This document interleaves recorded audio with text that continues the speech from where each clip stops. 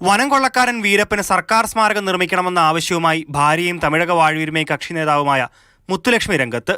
ഡിണ്ടിഗലിൽ വിവാഹ ചടങ്ങിൽ പങ്കെടുക്കാനെത്തിയ മന്ത്രി എ പെരിയസ്വാമിയോടായിരുന്നു ഭർത്താവിനെ അടക്കം ചെയ്ത സ്ഥലത്ത് സ്മാരകം പണിയാൻ തമിഴ്നാട് സർക്കാർ നടപടി സ്വീകരിക്കണമെന്ന് മുത്തുലക്ഷ്മി ആവശ്യപ്പെട്ടത്. മുഖ്യമന്ത്രി എം.കെ. സ്റ്റാലിന്റെ ശ്രദ്ധയിൽ ഇക്കാര്യം കൊണ്ടുവരുമെന്ന് മന്ത്രി ഉറപ്പു നൽകി. സിനിമാ താരങ്ങളുടെ രാഷ്ട്രീയ പ്രവേശനത്തെ വിമർശിച്ച മുത്തുലക്ഷ്മി ബി.ജെ.പിയുടെ സഖ്യങ്ങൾ സംസ്ഥാനത്തെ പ്രാദേശിക പാർട്ടികൾക്ക് ദോഷം ചെയ്യുമെന്ന മുന്നറിയിപ്പും നൽകി. നേരത്തെ വീരപ്പനായി സ്മാരകം നിർമ്മിക്കണമെന്ന മുത്തുലക്ഷ്മിയുടെ ആവശ്യത്തെ ഗ്രാമസഭ പിന്തുണച്ചെങ്കിലും തമിഴ്നാട് സർക്കാർ അനുമതി നിഷേധിച്ചിരുന്നു. കേരളം, തമിഴ്നാട്, കർണാടക സംസ്ഥാനങ്ങളുടെ അതിർത്തികൾ ഉൾപ്പെടുന്ന 1600 ചതുരശ്ര കിലോമീറ്റർ വനപ്രദേശത്ത് 30 വർഷത്തോളമാണ് വീരപ്പൻ കഴിഞ്ഞത്. ഇക്കാലയളവിൽ 184ഓളം പേരെ വീരപ്പൻ കൊലപ്പെടുത്തിയെന്നാണ് കണക്ക്. 2000ഓളം ആനകളെയും മറ്റ് ജീവജാലങ്ങളെയും വേട്ട ചെയ്തു.